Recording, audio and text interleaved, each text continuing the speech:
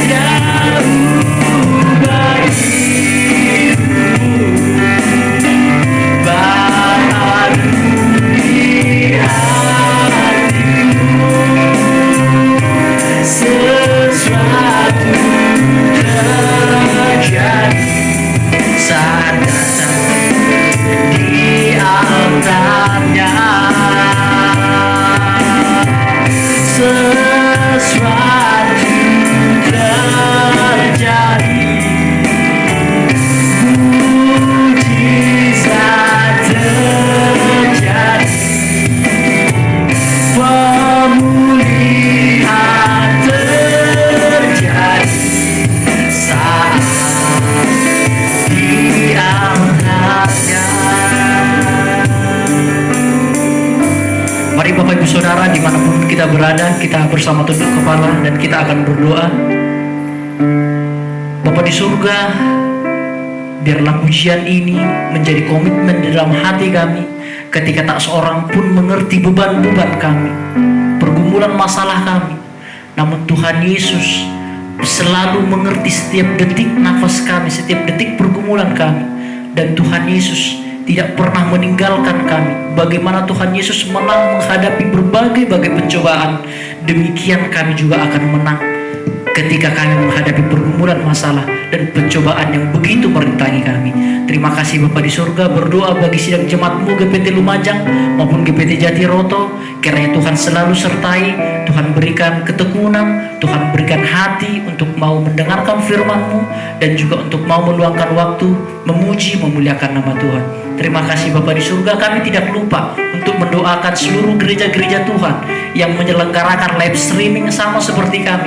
Kiranya Tuhan melawat anak-anak-Mu yang ikut ambil bagian di dalam ibadah maupun gembala sidang yang Tuhan percayakan untuk menyampaikan firman Tuhan. Demikian juga kami di tempat ini ya Tuhan, dari awal hingga pada akhirnya ibadah kami seluruhnya kami serahkan ke dalam tangan-Mu, baik pemain musik dan bahkan hamba-Mu yang Tuhan percayakan untuk menyampaikan firman-Mu. Tuhan urapi kami sekalian sehingga kami boleh melayani Tuhan seturut dengan karunia kami masing-masing, dan Tuhan berkenan atas kami. Terima kasih Bapa di surga, kami akan dengan sukacita memulaikan ibadah kami di dalam nama Yesus. Puji Tuhan, amin. Bapak Ibu Saudara, bagi yang baru bergabung mungkin saya sapa sekali lagi, Shalom, salam damai sejahtera dari Tuhan Yesus Kristus Juru Selamat kita. Mari Bapak Ibu Saudara, hari ini kita akan meninggikan nama Tuhan, karena hanya nama Tuhanlah yang patut ditinggikan di seluruh bumi ini. Kita akan nyanyikan satu pujian, kita akan bersorak-sorak kepada Tuhan. Kita nyanyikan satu pujian, tinggi namamu dipuji. Amin. Kita akan bertepuk tangan bersama-sama. Amin. Dasar dari yang kuharapkan, amin, bukti dari segala yang tak kulihat. Iman berikan kekuatan untuk melakukan perkara yang hebat. Bersama Roh, bersama Roh, ku pasti menang. Yo, tinggi namamu dipuji, hormat kemuliaan, sorak dengan segenap hati, Raja keagungan. Amin. Tuhan takkan biarkan pencobaan melebihi batas kekuatan kita. Kau tak biarkan pencobaan, amin, melebihi batas kekuatan. Kau yang berikan kemuliaan, semakin serupa dengan gambaran. Oh, bersama Roh, ku pasti menang. Tinggi namamu dipuji,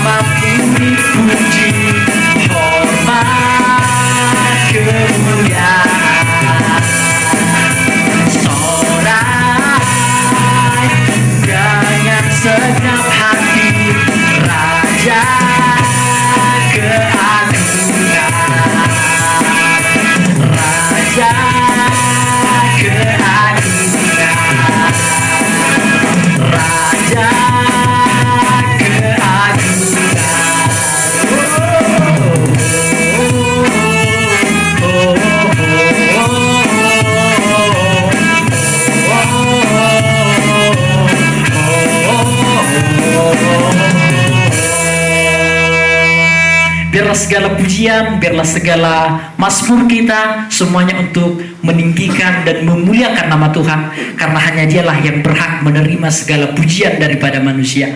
Mari Bapak Ibu Saudara, kita akan langsung saja mendengarkan firman Tuhan. Namun sebelumnya kita akan menyanyikan satu pujian untuk menyambut firman Tuhan. Kita siapkan tanah hati yang baik, sehingga firman Tuhan yang ditaburi dapat menguatkan kita, dapat juga menghibur kita, dapat memberikan kita kekuatan di dalam menjalani masalah-masalah yang kita hadapi. Mari Bapak Ibu, kita nyanyikan satu pujian untuk menyambut firman Tuhan, berkenan bagimu.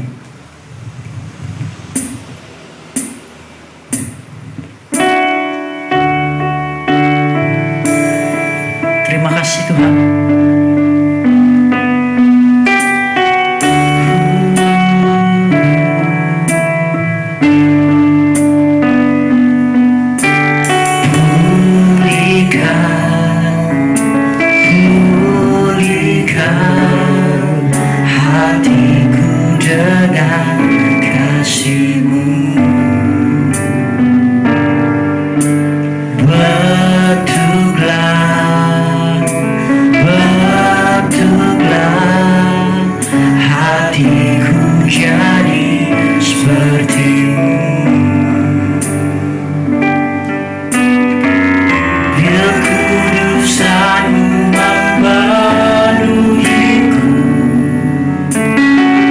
Tuhan ini rindu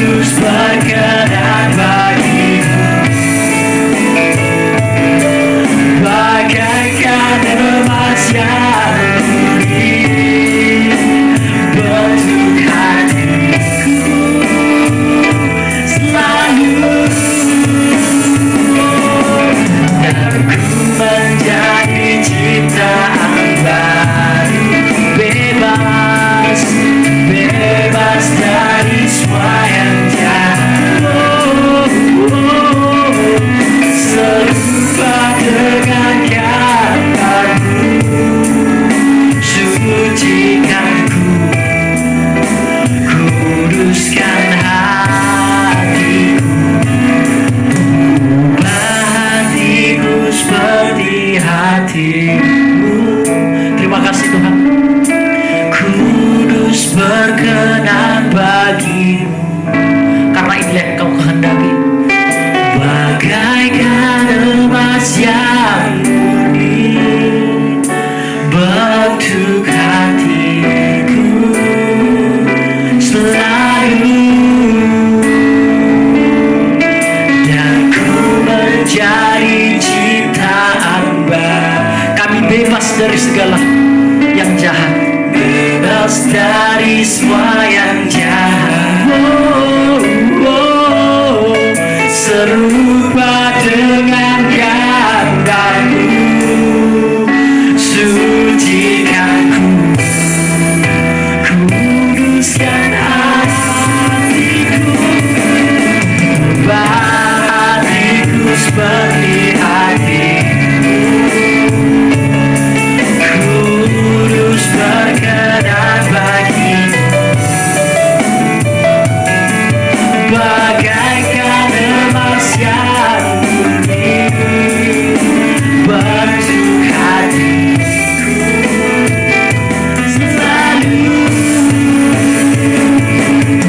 dan ku menjadi ciptaan baru, bebas, bebas dari semua yang jahat,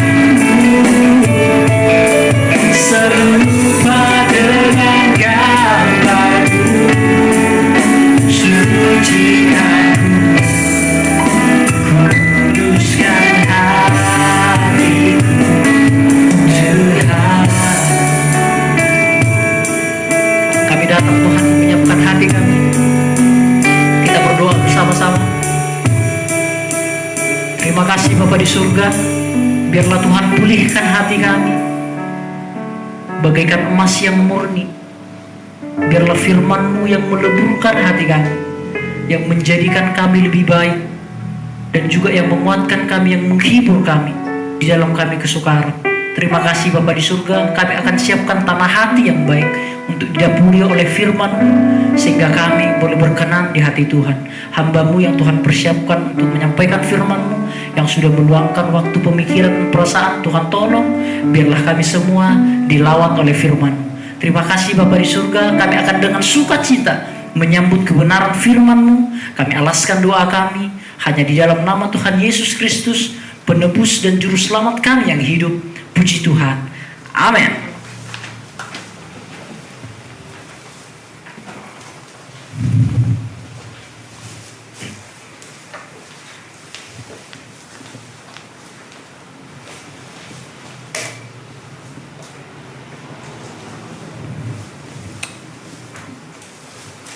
Ya, cukup.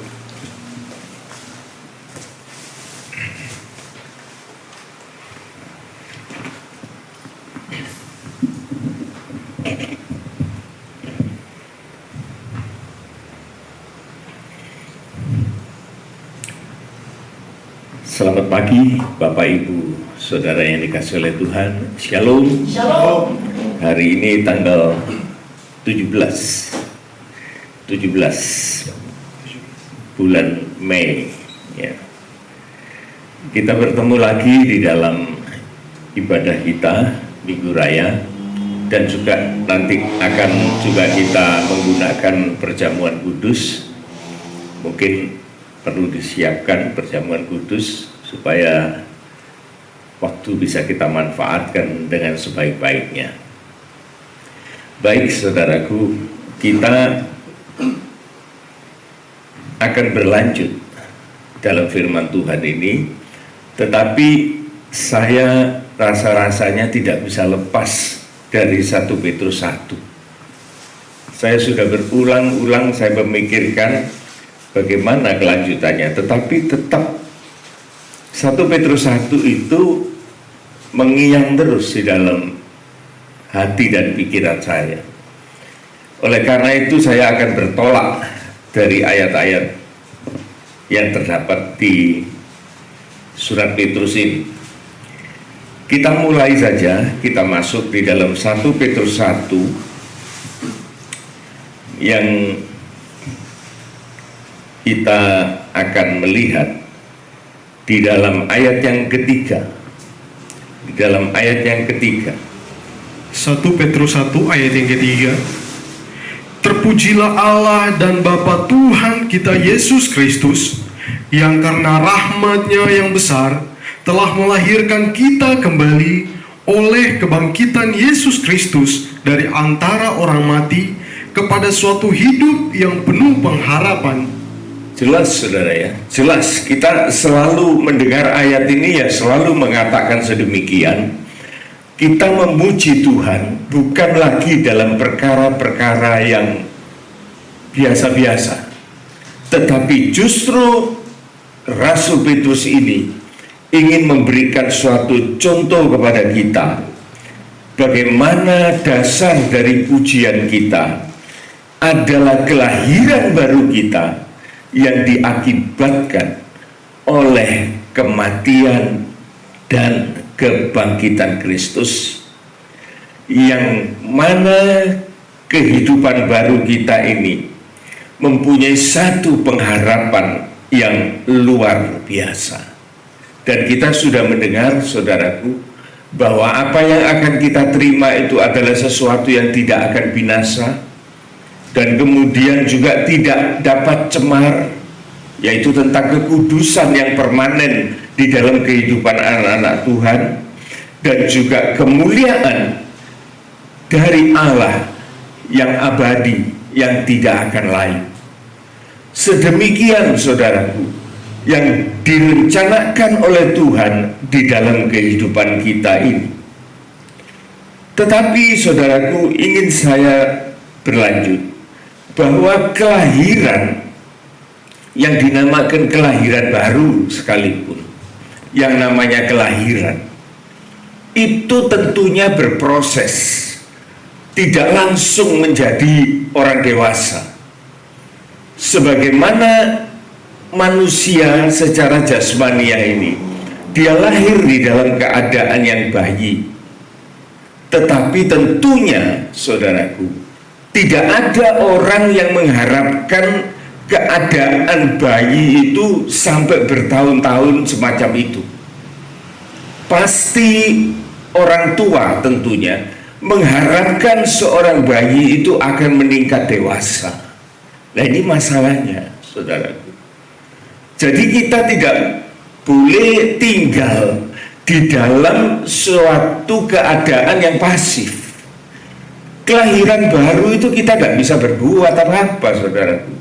Kita tidak punya kongsi apa-apa dengan kelahiran baru. Itu semua dijalankan oleh karena kasih karunia. Tetapi saudaraku, kita punya kewajiban. Kewajiban kita, saudaraku, tidak bisa yang lain. Oleh karena kita masih bayi, nyusu, minum, makan, itu bisanya kita, saudara. Kita harus kerjasama. Tuhan antara kita dengan kita, sehingga kita mendapat asupan yang bagus dan gizi kita baik. Maka sebagaimana manusia itu bertumbuh oleh karena asupan makanannya, demikian juga dengan anak-anak Tuhan, dia akan bertumbuh dengan asupan firman Tuhan yang dia terima. Masalahnya, jikalau anak Tuhan itu sudah bosan dengan firman Tuhan, ini sudah masalah, saudara. Itu calon mati itu. Terus terang saya ngomong, saudara. Bagaimana seorang bayi tidak mau makan, ya sudah, siap aja. Tetapi selama seorang bayi itu dia masih doyan nyusu, doyan makan, maka ada harapan bahwa bayi itu akan menjadi dewasa. Kita lanjut ayat yang ke-13 dari 1 Petrus ini. 1 Petrus 1 ayat yang ke-13. Ayat yang ke-13. Sebab itu siapkanlah akal budimu, waspadalah dan letakkanlah pengharapanmu seluruhnya atas kasih karunia yang dianugerahkan kepadamu pada waktu penyataan Yesus Kristus. Iya. Di sini saudaraku, kita sudah berbicara tentang akal budi. Kalau kita sudah ngomong soal akal budi, saudaraku, maka di sana sudah kita berbicara tentang kedewasaan. Seorang yang sudah dewasa, saudaraku, dia bisa punya sikap yang berbeda dengan bayi. Di sini dikatakan waspadalah, alert, waspada. Seorang bayi tidak bisa waspada, saudara. Tetapi bagi seorang dewasa yang sudah akil balik, dia punya akal budi, maka Tuhan menuntut. Ini sepenuhnya, saudaraku, adalah kewajiban manusia. Kalau manusia sudah dewasa kemudian tidak mau menggunakan akal budinya, tidak bisa apa-apa. Tuhan tidak pernah memaksakan hal-hal semacam itu. Tetapi Tuhan menginginkan bahwa kedewasaan rohani kita ini, saudara, dia mempunyai akal budi yang sehat. Waspada. Waspada. Akal budi itu, saudaraku, paling tidak adalah kemampuan seseorang untuk memilih dan memilah. Memilih dan memilah itu selalu menggunakan pikiran. Jadi kita juga harus menggunakan pikiran kita, akal budi kita, untuk kita bisa memilih mana yang perlu, mana yang tidak perlu, mana yang punya pengharapan jangka panjang atau pengharapan jangka pendek, mana yang kita utamakan. Sehingga ayat ini mengatakan dengan penuh kewaspadaan kita meletakkan harapan kita ini, saudaraku.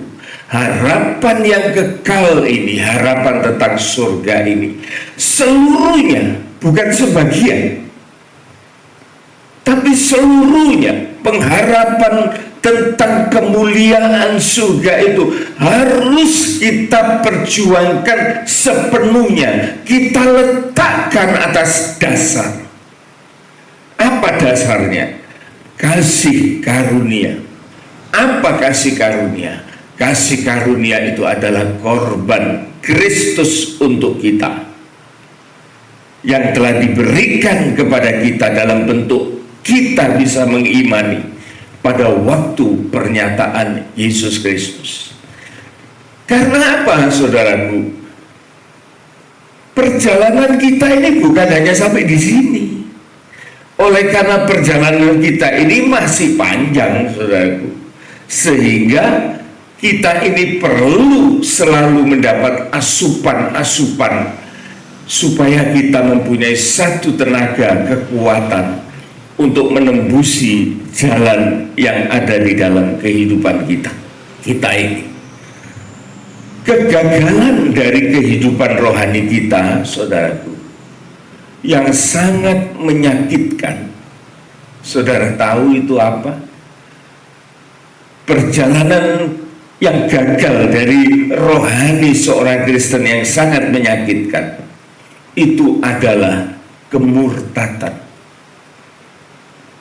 Bisa saja loh, saudaraku, orang itu tadinya kelihatan begitu rohani, suatu saat dia merasa kecewa. Tetapi saya yakin, saudaraku, itu bukan masalah kecewa saja. Bukan salah karena kecewa, bukan. Tetapi lebih dari kecewa itu, saudaraku, seperti Rasul Petrus yang mengatakan bahwa rohani itu tidak bertumbuh. Hendaklah imanmu itu bertambah dengan kebajikan. Kebajikan itu bertambah sampai kepada kasih. Kebajikan kepada pengetahuan. Pengetahuan pada penguasaan diri. Penguasaan diri pada ketekunan. Ketekunan kepada kesalehan. Kesalehan kepada kasih antara saudara. Kasih kepada antara saudara, kasih kepada orang lain. Ini harus pertumbuhan, saudara. Dan Rasul Petrus mengatakan, kalau ini tidak ada padamu, maka kamu akan menjadi lemah dan mudah tersandung. Tetapi kalau engkau bertumbuh secara progres yang tepat, maka engkau juga ditetapkan pilihan dan panggilanmu, maka engkau tidak akan pernah tersandung, dan kamu akan tetap menerima hak untuk menerima kerajaan surga. Jelas, saudaraku. Saudara lihat itu di dalam 2 Petrus 1. Jadi Tuhan itu sudah memberikan suatu pengertian kepada kita. Tidak ujuk-ujuk orang itu kesandung kemudian dia murtad. Tetapi di balik kemurtadan itu, bahwa manusia itu dia tidak lagi mau untuk makan firman Tuhan. Saudara, dalam prakteknya saya melihat bahaya kemurtadan ini, saudara, adalah kita undur dari penggembalaan. Ingat, saudaranya, ingat. Apabila seseorang itu undur dari penggembalaan, orang ini, saudaraku, di dalam bahaya besar. Oleh karena dia cepat atau lambat, dia akan gugur. Coba, saudara, kita akan periksa bersama di dalam Maleakhi, Maleakhi 13. Maleakhi 3 ya, Maleakhi 3 ayat, iya, di sana kita lihat tentang kefasikan. Coba saya carinya, saudara ya. Maleakhi 3 ya.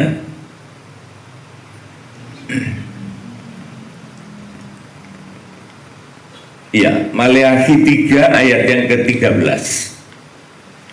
Maleakhi 3 ayat yang ke-13.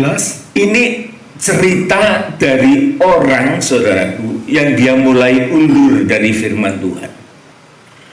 Undur dari firman Tuhan ini, saya tekankan lagi, akan berakibat fatal.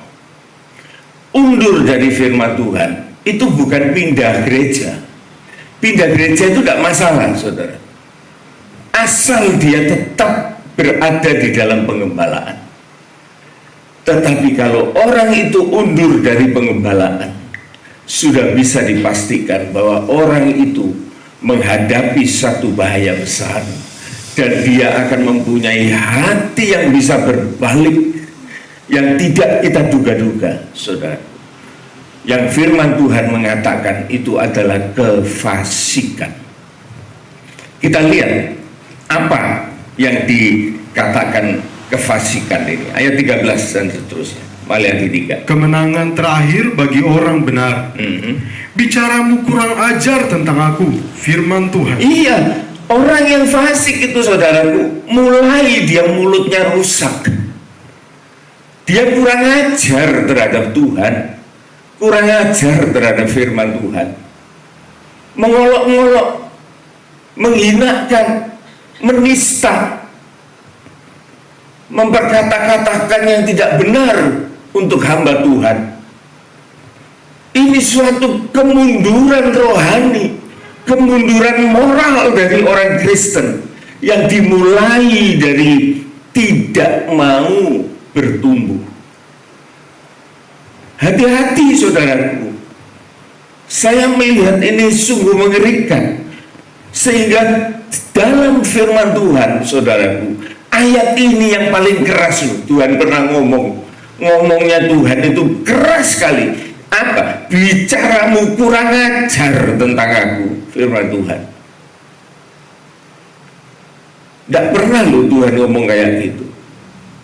Tetapi bagi orang yang fasik, Tuhan mengatakan, mengapa dikatakan kurang ajar? Terus? Tetapi kamu berkata, apakah kami bicarakan di antara kami tentang engkau? Ini lebih kurang ajar lagi, saudara. Kalau diberikan peringatan, diberikan teguran, bukan berterima kasih, bukan insaf, malah mungkir gitu loh. Apa? Salah saya ini apa? Lu ada loh orang yang kayak gitu, saudara. Sudah banyak mencela, ditegur, tidak insaf, tidak berterima kasih, malah mungkir, malah nantang. Ngomong apa aku? Apa salahku?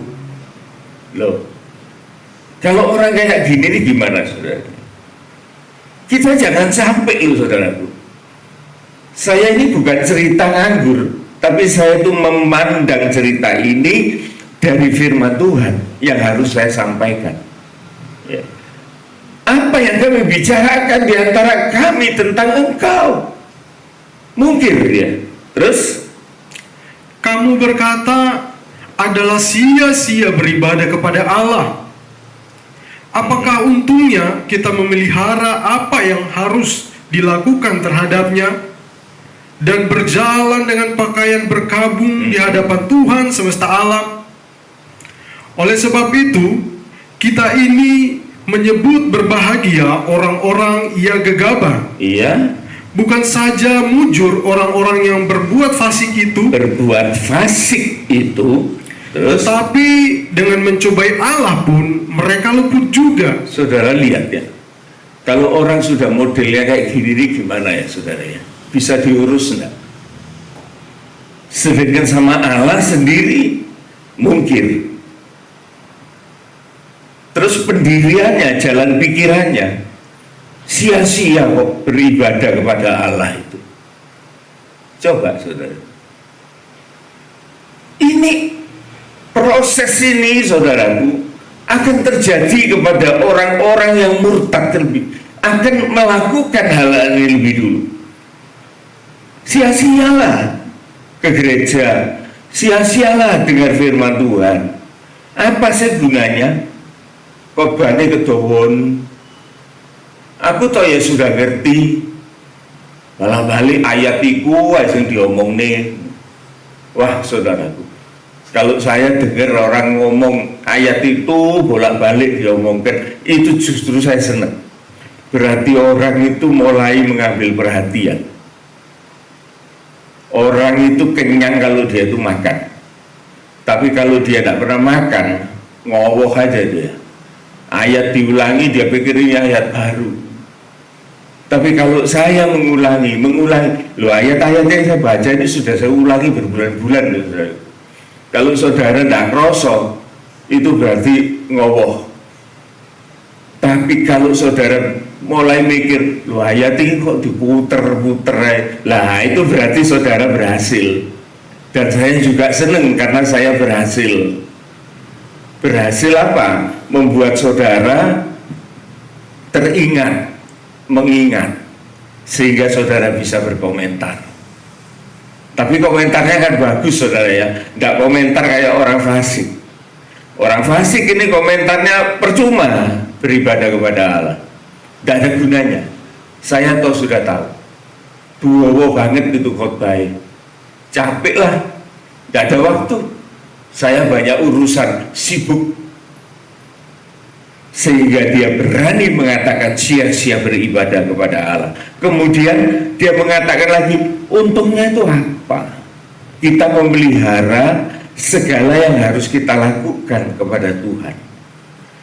Sudah kehilangan rasa hormatnya kepada Tuhan, saudaraku. Dan kemudian dia mengatakan, buat apa aku berjalan dengan pakaian berkabung di hadapan Tuhan semesta alam? Maksudnya apa ini? Wis gak usah bertobat lah. Zaman dulu saudaraku, kalau seorang itu duka cita oleh karena pertobatan, peduli dia itu orang biasa atau seorang raja, dia itu akan memakai pakaian perkabungan, dan dia itu mengambil sikap prihatin berkabung oleh karena menyesal atas dosa-dosanya. Nah itu orang fasik ini bilang, buat apa kita pakai pakaian berkabung di hadapan Tuhan semesta alam? Tidak ada gunanya kita bertobat. Bayangkan saudara itu, Kemudian dia mengatakan, oleh sebab itulah kita ini menyebut orang yang berbahagia itu adalah orang yang gegabah, orang yang sembrono. Waduh, saudaraku, bagaimana orang kok bisa punya pikiran kayak gini ya? Orang yang sembrono itu loh yang hebat, yang berani melawan Tuhan itu, wah itu orang itu hebat. Ya, ngomongnya mau-maunya, itu orang yang hebat. Kemudian bukan saja mujur orang yang berbuat fasik lah, berarti orang yang ngomong ini pihaknya itu kepada orang fasik. Berarti dia sendiri itu juga termasuk fasik. Kalau orang itu cari teman orang fasik, itu berarti dirinya sendiri itu juga fasik. Dan lebih kurang ajar lagi mengatakan, dengan mencobai Allah, mereka juga tidak apa-apa itu. Ya, orang itu orang fasik. Ini saudaraku tidak berbahaya untuk dirinya sendiri, tetapi juga bisa menjadikan pengaruh bahaya bagi orang lain. Seorang pemazmur yang bernama Asaf, dia melihat orang fasik itu. Memang sepintas lalu kehidupannya sepertinya dimanja, sehingga hampir saja dia terpeleset dan jatuh. Saudara bisa baca itu di Mazmur 73. Kemudian dia mengambil satu keputusan yang fatal. Dia bilang, percuma aku hidup suci, percuma aku membasuh tanganku setiap hari. Oleh karena aku melihat bahwa orang yang hidupnya fasik itu juga enak kok. Sedangkan aku ini harus mengalami suatu tantangan-tantangan yang banyak untuk memperjuangkan sesuatu yang baik. Asaf ini seorang pemazmur. Menurut yang pernah saya dengar, Asaf ini ya Raja Daud itu sendiri sebetulnya. Raja Daud ini sampai kayak gitu. Dia lihat orang fasik, enak hidupnya, tapi dia sendiri selalu mendapat masalah. Ayub juga mengatakan, orang fasik itu kok enak ya? Sampai aku ini setengah mati melihat orang fasik itu. Aku menjadi iri terhadap dia. Coba saudara, penyakit fasik ini kalau ada di dalam jemaat Tuhan, memang sebaiknya go out. Kalau dia masih ada di dalam jemaat, justru orang fasik ini, saudaraku, jadi virus corona. Lebih dari virus corona, virus dosa. Virus corona itu orangnya mati fisiknya, selesai. Tapi kalau virus dosa, saudaraku, dia mati sekarang, nanti dia mati lagi di dalam maut. Sehingga orang-orang seperti ini, saudaraku, hopeless, memang tidak bisa dirawat lagi. Ini yang harus kita perhatikan, saudaraku, supaya kehidupan kita mulai dari kelahiran baru kita membutuhkan susu yang murni untuk kita mendapat suatu asupan gizi rohani kita di dalam penggembalaan, dan pasti kita akan bertumbuh dengan benar.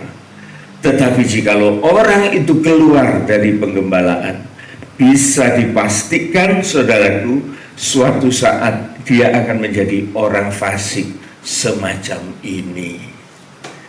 Ini suatu warning, saudaraku, supaya kita mengerti apa yang terjadi kepada orang-orang yang meninggalkan firman Tuhan.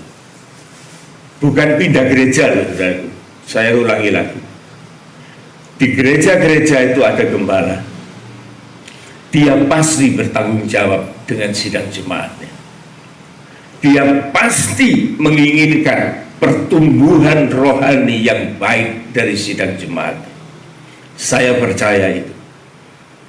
Tetapi yang saya maksudkan ialah keluar itu bukan keluar gereja, tetapi keluar dari penggembalaan. Mulai meringankan pemeliharaan Tuhan. Orang ini rentan akan jatuh, akan menjadi fasik. Kita sekarang pindah di dalam Ibrani 5. Kita akan mulai dari ayat yang ke-11.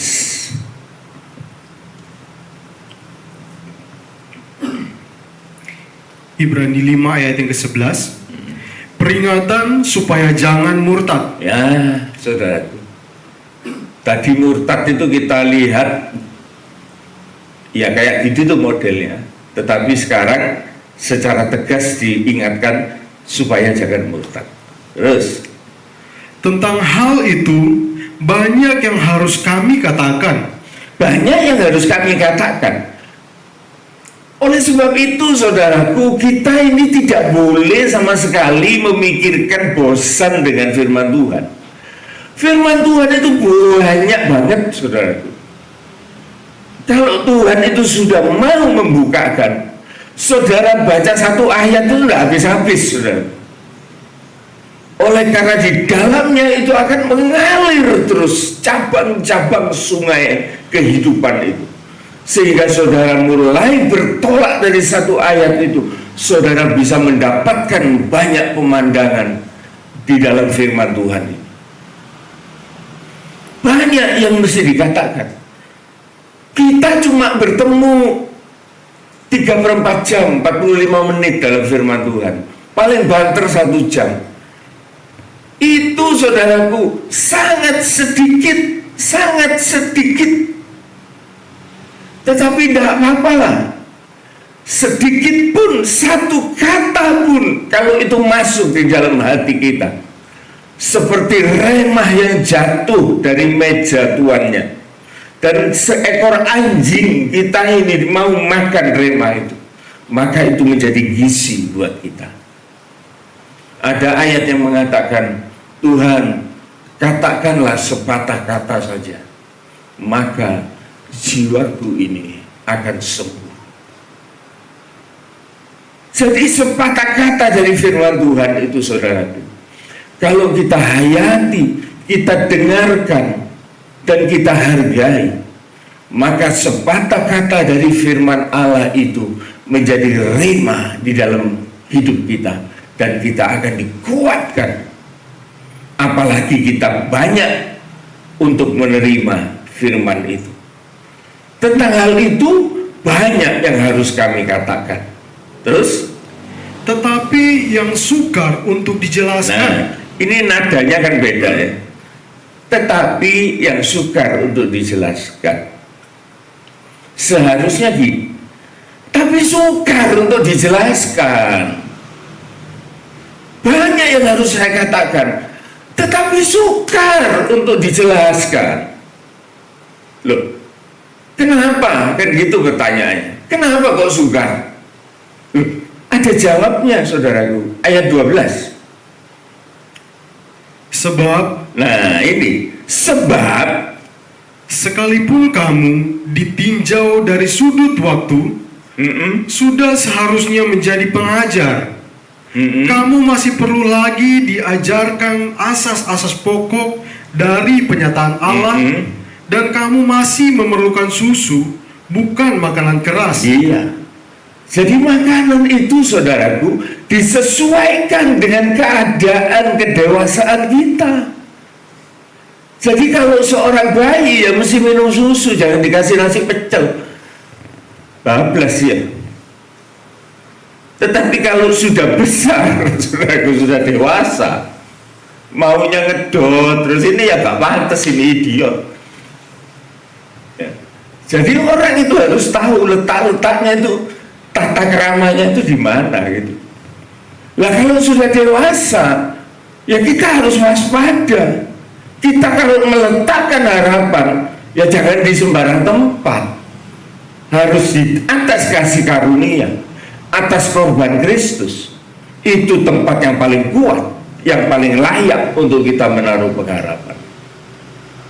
Dan pengharapan kita bukan pengharapan anak kecil, cuma permen. Kalau anak kecil itu dikasih buku buku sama sertifikat tanah, saudaraku, dia pasti milih buku buku. Karena dia nggak ngerti sertifikatnya buat apa, nggak ada gambarannya elek. Jadi kita ini juga harus mengerti hal-hal kayak gini.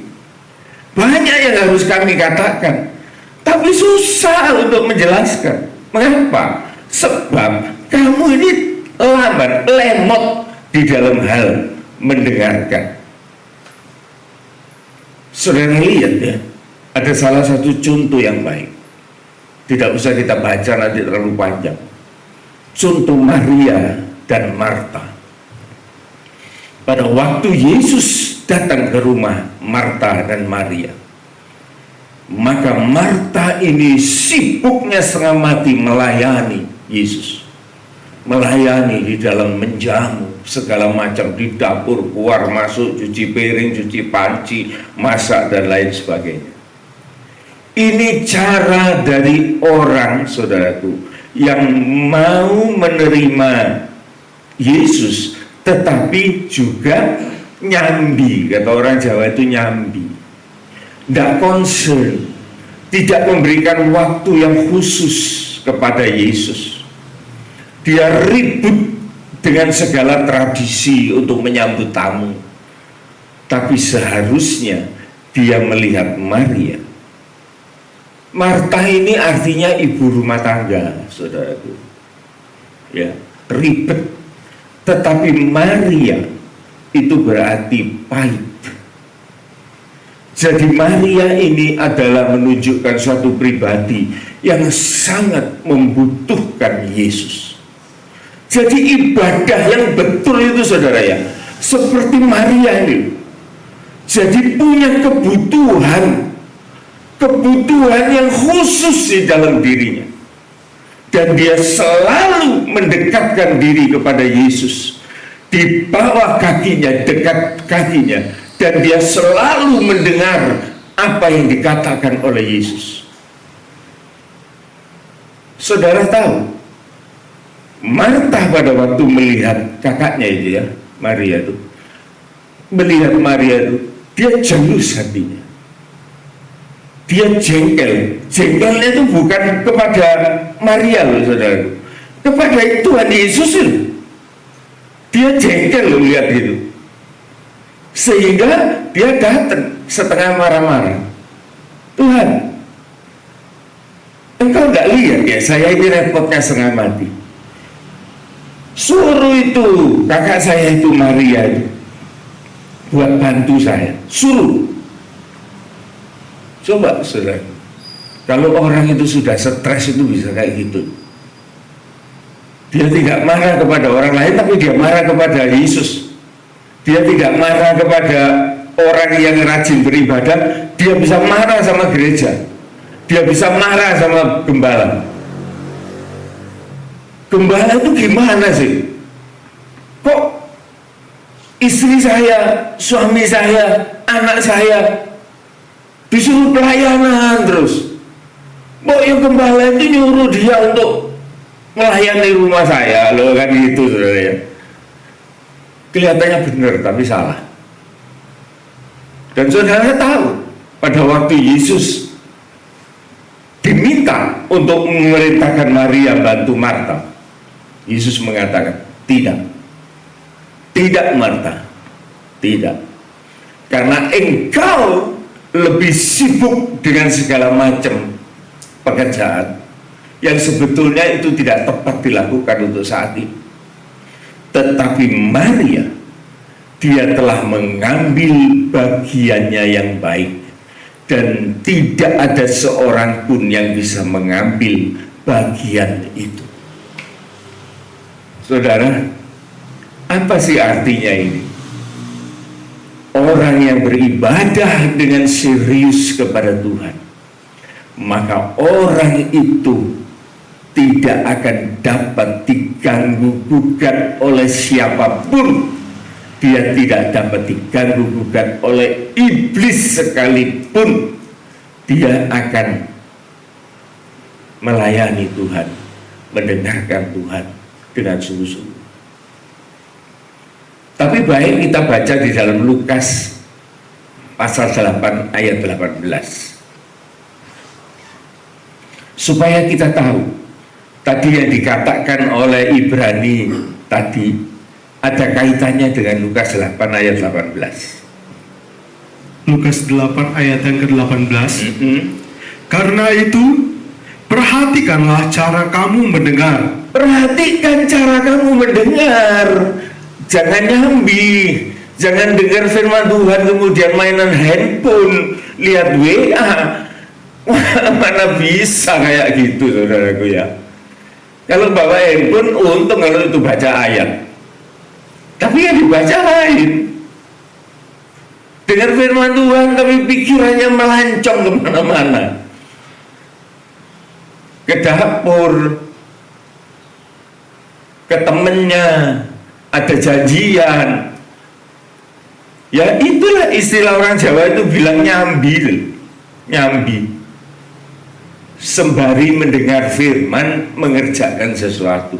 Tidak bisa, saudaraku, tidak bisa.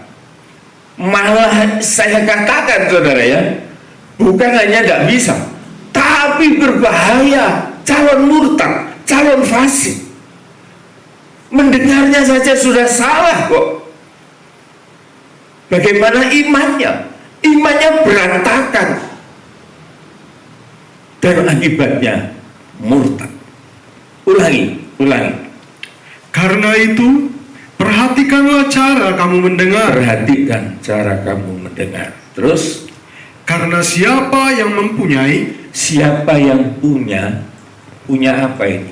Punya penghargaan, punya kebutuhan, punya pengharapan, punya kerinduan. Siapa yang mempunyai hal-hal semacam itu, terus kepadanya akan diberi. Kepadanya akan diberi. Kepadanya sukses akan menerima firman Tuhan. Terus, tetapi siapa yang tidak mempunyai,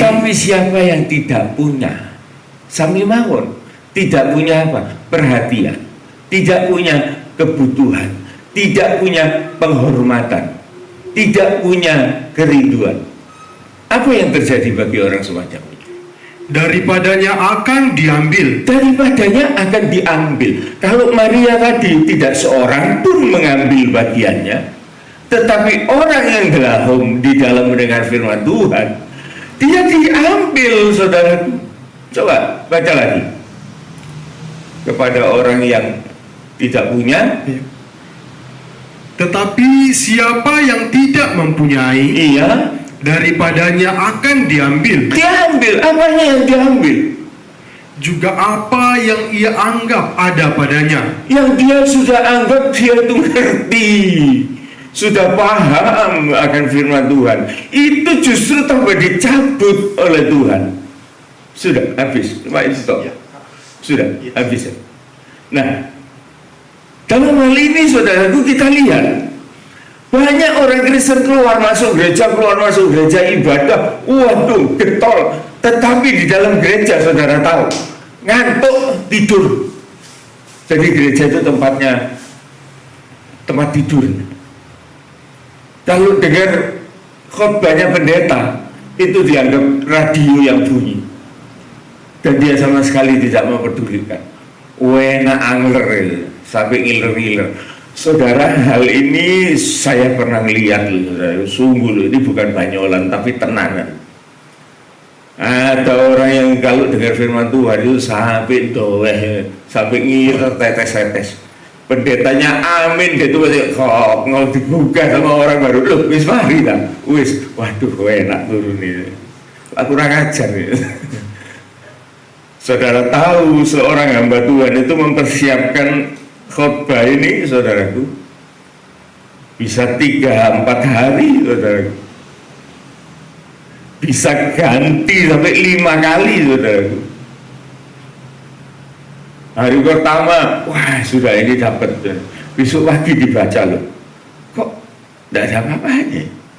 Ulangi lagi, saudaraku, dirombak lagi. Baca, wah ini sudah bagus. Besoknya pada waktu diperiksa, kok tidak tepat ya? Tidak enak di hati. Ganti lagi.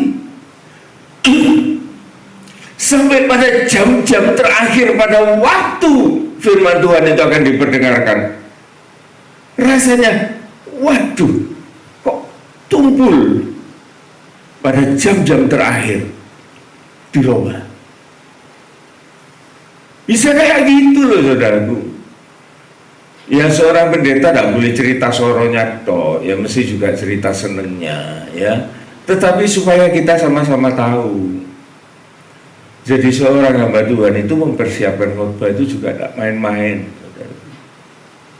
Dia akan meneliti, mencari benang merahnya itu kemana. Sambil bertanya-tanya, malam mau tidur itu juga tidak bisa tidur nyenyak. Jadi merenungkan,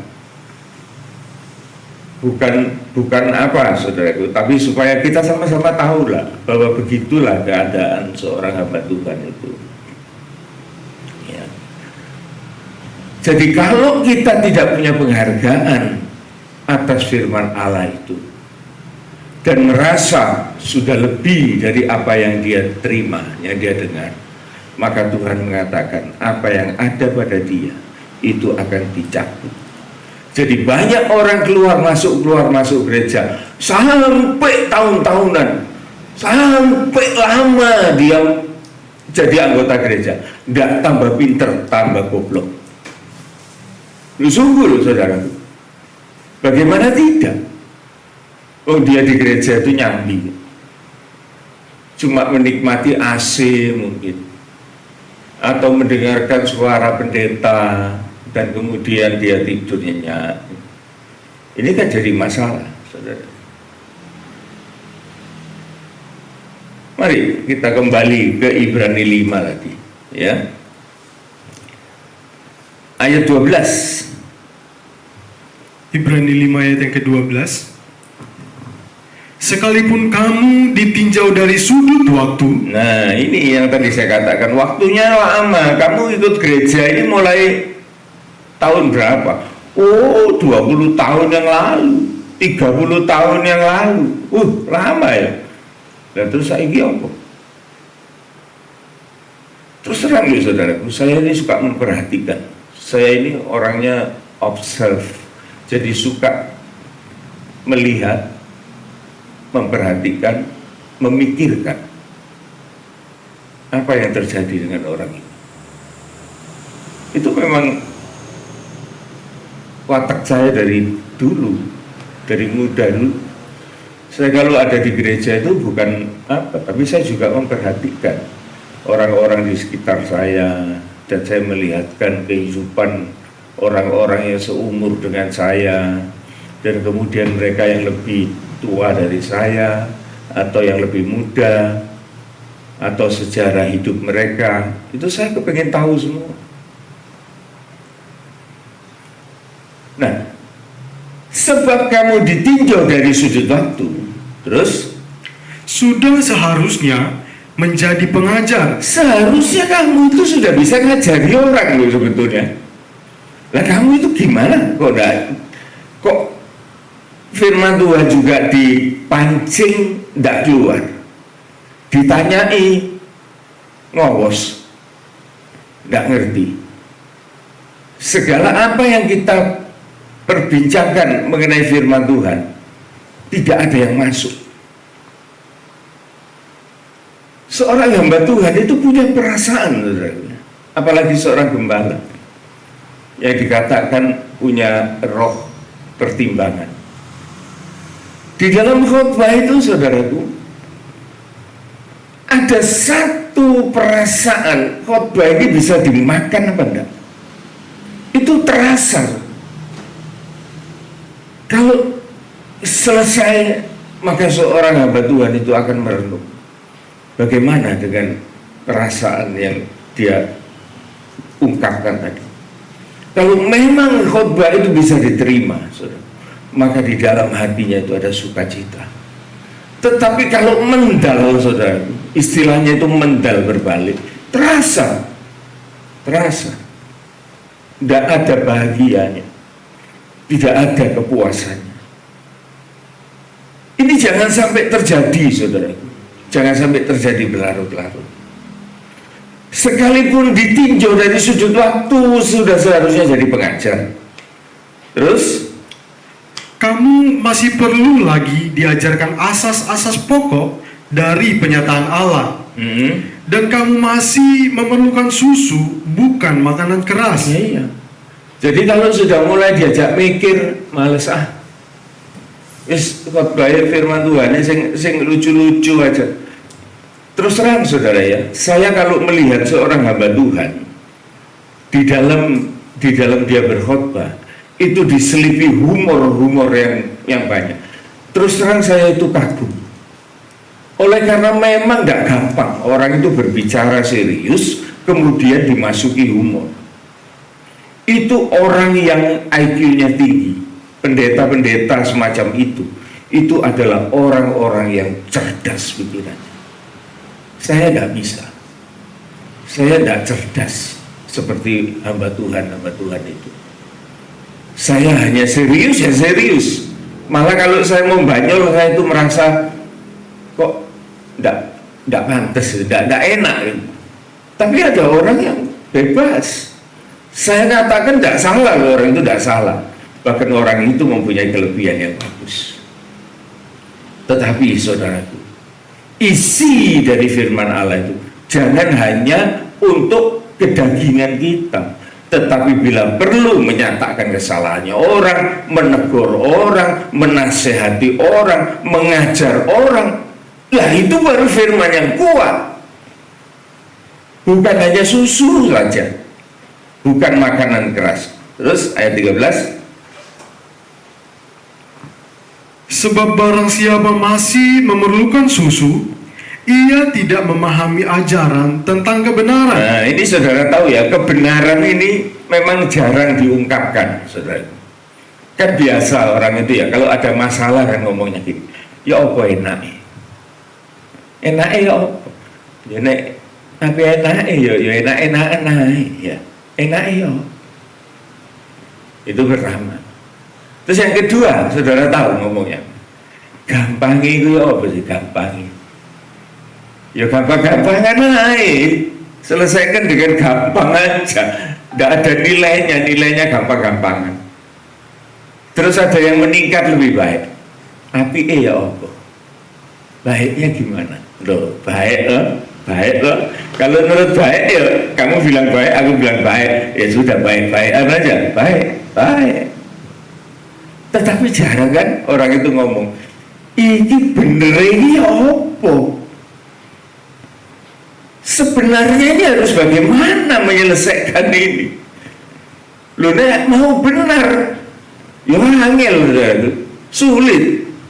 Loh, tapi firman Tuhan itu gitu, tidak lagi memerlukan susu, tetapi sudah mengarah kepada kebenaran. Sebab barang siapa masih memerlukan susu, yaitu ya apa enake, ya apa gampange, ya apa benere, tetapi yang betul dia itu belum memahami ajaran tentang kebenaran, bagaimana yang benar itu, sebab dia anak kecil. Hati-hati saudara, pengikutan kita ini. Ayat 14. Ayat yang ke-14, tetapi makanan keras adalah untuk orang-orang dewasa. Iya. Yang karena mempunyai panca indera yang terlatih, Iya. untuk membedakan yang baik daripada yang jahat. Iya. Jadi panca indera ini saudaraku harus dilatih, karena rohani ini juga mempunyai indera yang harus dilatih, yaitu di dalam sasana rohani. Sasana training center ialah di dalam gereja tempat kita beribadah, Notabene gereja itu adalah terisi dengan penggembalaan, dan orang yang digembalakan itu bukan nanti akan menjadi jago kandang, tetapi dia akan keluar dari penggembalaan itu di dalam arti positif, mau melayani, maka dia itu menjadi orang-orang yang bermanfaat di dalam kerajaan sorga. Jadi ini saudaraku yang dimaksud orang itu terlatih di dalam penggembalaan. Ayat terakhir saudaraku, kita baca di dalam 1 Timotius 4 Timotius 4 ayat yang ke-7 sampai dengan yang ke-10. 1 Timotius 4 ayat yang ke-7 mulai. Tetapi jauhilah tahyul dan dongeng nenek-nenek tua. Latihlah dirimu beribadah. Ya, jangan hanya minum susu, sesuatu yang merupakan tambah-tambahan cerita-cerita, filsafat-filsafat, tahyul-tahyul, dongeng-dongeng, ya, dari nenek-nenek tua. Waduh, kasihan. Selalu yang disalahkan ini wanita, ya, nenek-nenek, kok enggak kakek-kakek tua, ya. Untung saya tidak termasuk, ya. Firman Tuhan bilang nenek-nenek lu, ya, yang wanita di sini jangan tersinggung, ya, nenek-nenek tua, ya. Tetapi latihan badani terbatas gunanya. Latihlah dirimu beribadah, sedangkan latihan badani terbatas gunanya. Bukan tidak berguna, ya, terbatas gunanya. Oleh karena usia, maka badan itu akan rusak, ya, rusak. Dia akan lelah, dia akan hancur, dia akan rapuh. Tetapi saudaraku, lanjut. Tetapi ibadah itu berguna dalam segala hal. Di dalam segala perkara. Terus Karena mengandung janji, ada janji di dalam ibadah itu, baik untuk hidup ini untuk sekarang, terus maupun untuk hidup yang akan datang. untuk hari depan kita. Wah, ini luar biasa. Ini orang yang ngerti ibadah ini kayak gini, saudaraku. Dia ngerti bahwa ibadah itu perlu untuk pertumbuhan rohaninya. Terus Perkataan ini benar dan patut diterima sepenuhnya. iya. Apakah ibadah itu cuma begitu saja? Tidak. Nah, selanjutnya. Itulah sebabnya kita berjerih payah dan berjuang. Ada jerih payahnya, ada perjuangannya, saudara. Oleh sebab itu saya sebagai hamba Tuhan, saya juga menghargai kehadiran jemaat. Jemaat itu milik Tuhan, bukan milik saya. Kalau saya boleh berbicara di hadapan jemaat, maka sesungguhnya itu hak itu diberikan dari Tuhan. Kalau Tuhan tidak memberikan wewenang kepada saya, siapa saya ini di hadapan saudara? Saudara boleh bilang kamu keluar dari gereja ini, kamu tidak pantas di belakang mimbar. Saudara bisa mengatakan itu. Saya sangat-sangat menyadari, saudara. Saya sebagai hamba Tuhan, sebagai gembala, saya tidak boleh kurang ajar terhadap jemaat. Saya harus menghormati jemaat. Oleh karena jemaat itu adalah biji mata Tuhan. Saya tidak berani untuk menyakiti hati jemaat. Oleh karena jemaat itu adalah domba-domba milik Tuhan. Saya hanya sementara ada di bumi ini. Dan saya juga diberikan kemurahan oleh Tuhan. Jangan saya sampai salah menggunakan. Sebab itu kalau saudara datang di dalam gereja, saya sangat menghargai. Oleh karena saudara, saya tahu bahwa inilah jerih payah dari anak-anak Tuhan yang merindukan firman Tuhan. Dan saya tidak akan berani untuk mengatakan firman Tuhan itu sembarangan, saudara. Tidak. Saya berjuang mati-matian supaya firman yang saya sampaikan itu mereka itu mengerti. Jangan sampai mereka itu, saya katakan tadi, cuma ngowoh artinya mendengarkan tetapi lost. Tetapi bagaimana caranya supaya perkataan firman itu masuk? Bila perlu diulang-ulang lagi. Biarlah orang mengatakan itu gembala ini goblok, gak duwe firman, cekak bodoh nih. Saya bilang tidak masalah, saya ulangi. Supaya apa? Supaya jemaat itu mengerti. Biar saya dibodoh-bodoh orang, tapi saya tetap mau jemaat itu harus mengerti.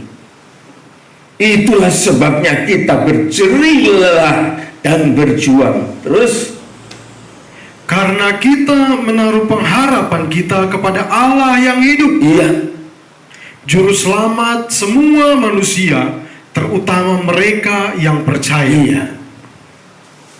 Inilah saudaraku, renungan dari firman Tuhan hari ini. Ini akan bersambung saudaraku. Saya menemukan hal ini, banyak sekali benang merah yang menyebar kemana-mana. Tetapi biarlah di lain kesempatan kita akan kembali melanjutkan tentang kemurtadan ini, supaya tidak terjadi di dalam kehidupan kita. Tuhan memberkati. Amin. Kita nyanyikan pujian 247 dari nyanyian rohani, dan kita mempersiapkan diri untuk kita menerima perjamuan kudus.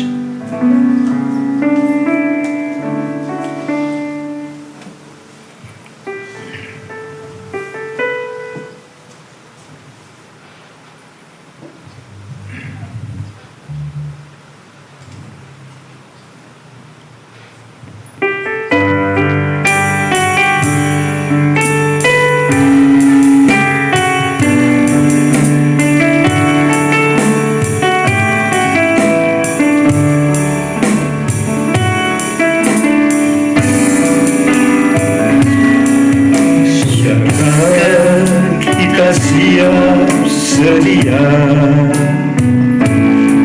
menghadapi datangnya Yesus kelak kembali untuk mengangkat kita semua yang sungguh-sungguh berharap padanya.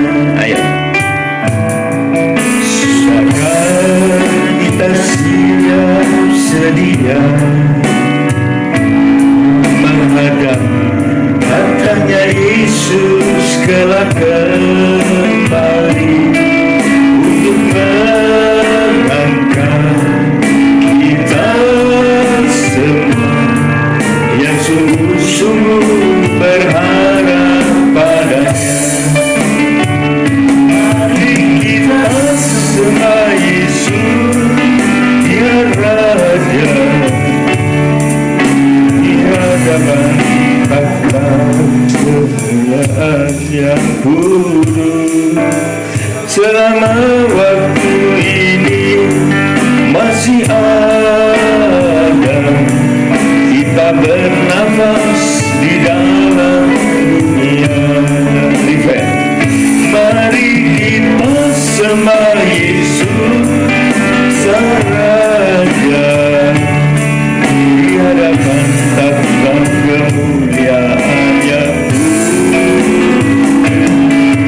selama ini masih ada. Sembahlah Yesus selama-lamanya. Mari saudaraku, kita mempersiapkan diri kita untuk menerima tubuh dan darah dari Tuhan Yesus, untuk kita menyatu dalam korbannya, menyatu di dalam kematiannya, menyatu pula di dalam kebangkitannya, menyatu pula di dalam kemuliaannya. Saudaraku, kita nyanyikan sekali lagi. Sudahkah kita siap sedia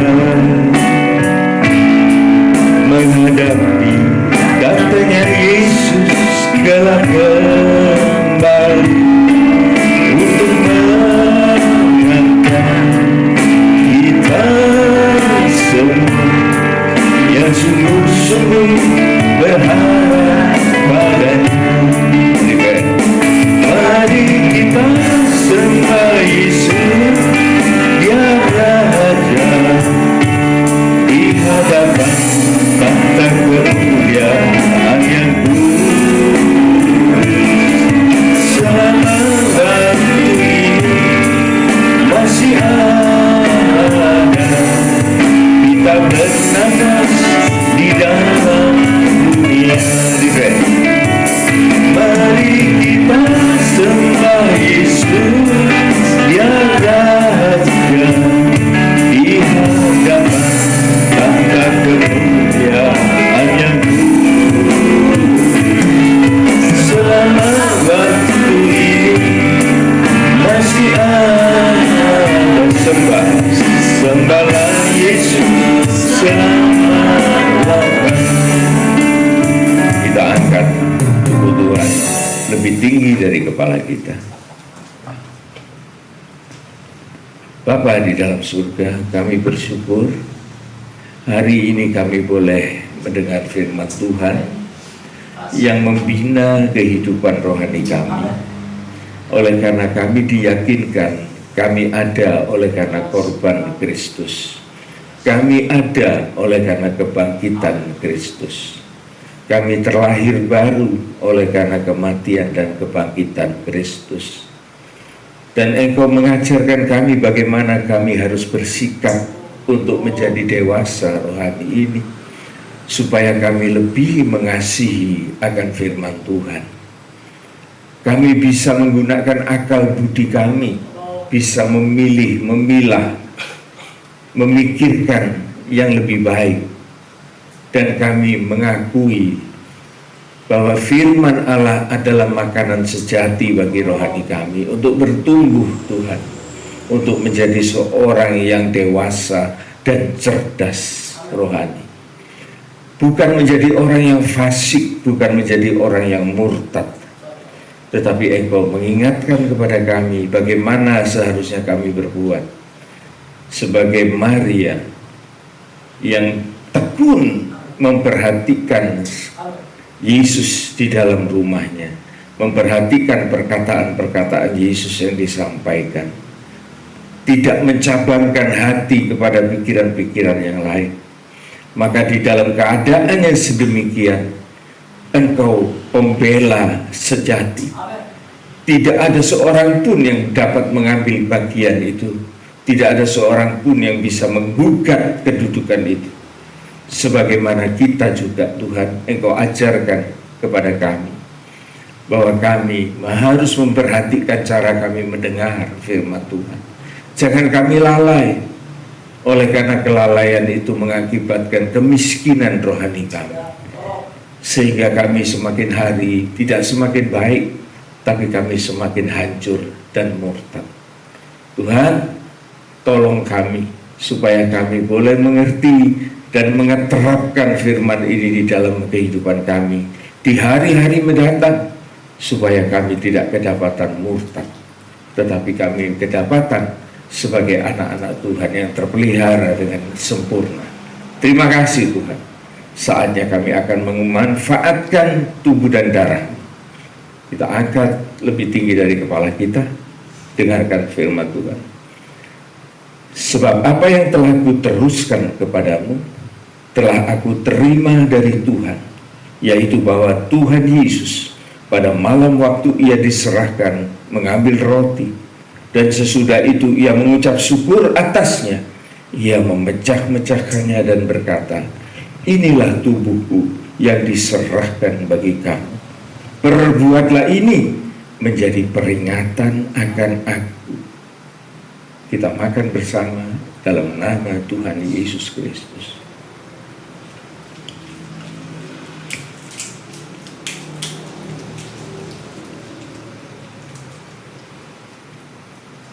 Kita angkat cawan lebih tinggi dari kepala kita dengan penuh penghormatan.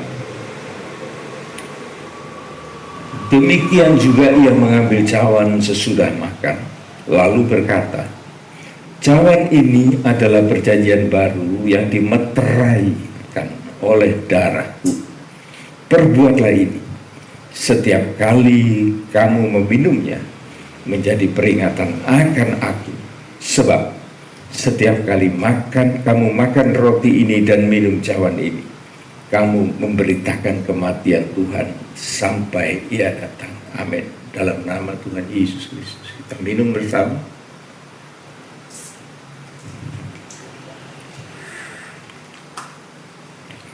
Kita menyembah Tuhan.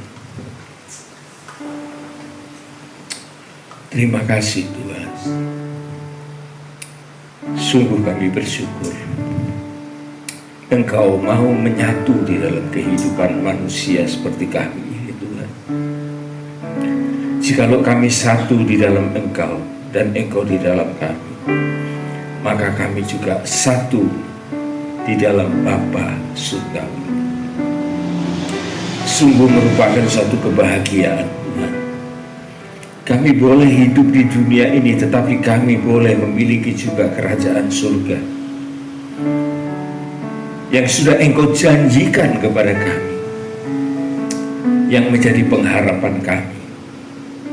Dan kami mau bertumbuh seperti apa yang diajarkan oleh firman Allah, sehingga kami tidak mudah tersandung, tidak mudah kecewa, tidak mudah murtad, tetapi sebaliknya kami semakin bersungguh-sungguh dia kepada Tuhan, mengiring Engkau sampai Engkau datang kembali. Terima kasih Tuhan. Kami mohon berkat Tuhan bagi sidang jemaat GPT Jatiroto, GPT Lumajang, dan juga bagi setiap kehidupan yang mendengarkan firman Tuhan ini. Biar kiranya berkat kasih kemurahan Allah, anugerah dari Allah Bapa, Sang Putra dan Roh Kudus dalam bentuk kebahagiaan sejati, keselamatan yang kekal, kekuatan, kesehatan bagi tubuh jiwa roh kita akan menyertai kehidupan kita sampai Maranatha Tuhan Yesus datang kembali. Terimalah semuanya ini. Oleh karena segala doa ini kami mohonkan hanya di dalam nama Tuhan Yesus Kristus. Amin. Amin. Ada pengumuman?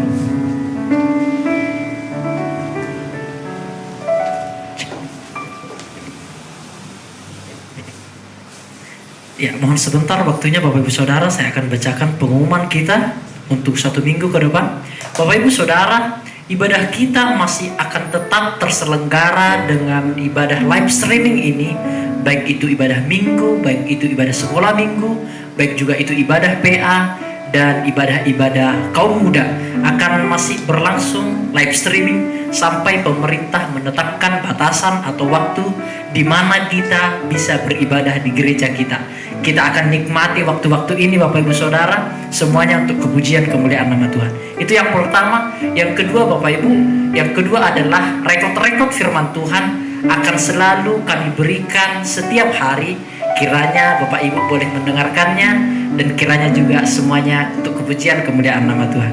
Nah Bapak Ibu, dan yang ketiga adalah Bapak Ibu yang ingin memberikan persepuluhan ke gereja kita namun terhalang waktu atau tidak bisa keluar rumah dan lain sebagainya, bisa langsung menghubungi saya ataupun saudara Olpi.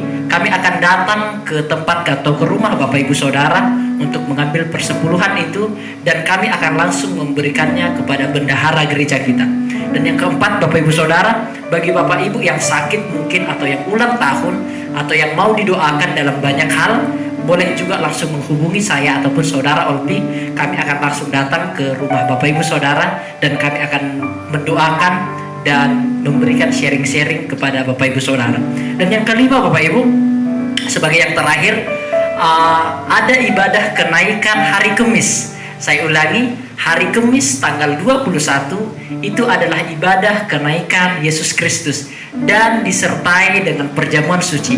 Perjamuan suci yang sudah kami berikan kiranya boleh dipersiapkan dan itu akan kita pergunakan di hari Kamis tanggal 21 jam 5 sore. Saya ulangi, jam 5 sore Bapak Ibu Saudara ya. Demikian pengumuman yang bisa saya bagikan. Tetap semangat dan Tuhan Yesus memberkati kita semua. Shalom, Tuhan Yesus memberkati.